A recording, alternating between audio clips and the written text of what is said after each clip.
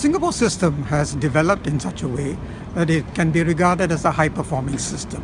How do we know high-performing? Because on a lot of international tests like PISA and TIMSS, you see Singapore students doing very well.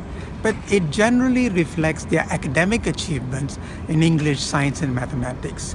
The concern now, even with the Ministry of Education in Singapore, is academic grades themselves do not reflect what sort of a person attained them. And the world of the future, which is going to be much more disruptive, much more unpredictable, much more fluid, is going to require a student a level of socio-emotional maturity that can deal with unpredictability, if you like, right? So the concern is, how do we ensure that children are treated as individuals, that children are seen as having some preferences, some talents, some anxieties.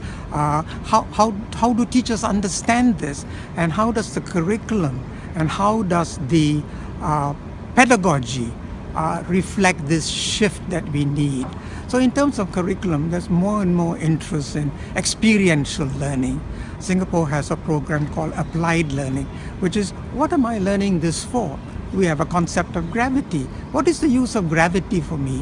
What can it be applied to? Oh, this is the way gravity is applied. This is why I need to understand why gravity. So the nature of doing things, learning by doing, knowledge coming through not a codified textbook which a teacher explains, but knowledge by doing. Even values, you can talk about values. You should say you should be kind, you should be responsible, you should be accountable. But that's just words. How do we create an environment in which children are recognized when they are kind, when they help out another person, when they show initiative in picking up some litter that is littering? In other words, create an environment in children socially, emotionally grow to maturity just as they cognitively grow to maturity. No education system can be better than the quality of its teachers. And therefore, we've spent a lot of time thinking about how to select teachers, how to prepare teachers, how to deploy teachers, how to have professional development for them to grow, and for them to see teaching as a lifelong career. What are career pathways? So there's been a lot of policy emphasis on selecting the best, training the best way, and making sure they perform the best by creating an environment in which they are treated as professionals. In the school, in the classroom, teachers are given a certain degree of autonomy.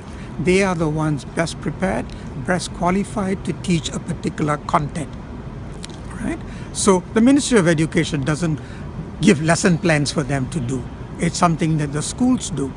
The schools also have the autonomy to say, we are moving in a particular direction. We need to strengthen our students' understanding of a certain type of mathematics. We are not going to wait for the ministry to say, you do professional development with X, Y, and Z. We need some resources to be able to arrange for professional development that is done school-wide. The schools have the autonomy to do it. But the ministry says, yes, we want intelligent autonomy and accountability.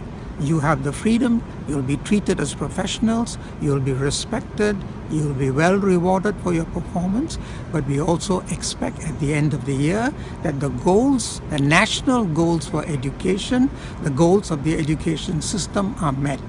And that will be academic performance, that will be socio-emotional performance of students. In other words, is your school a good school? And what does it mean to say it is a good school? Today in Singapore, it is not about how well you do in exams. It is whether the school is a welcoming school, the school is a caring school, the school ensures that everybody has an opportunity to learn, and that those who work in the school are treated as professionals, and parents have trust in the school that they will look after their children well.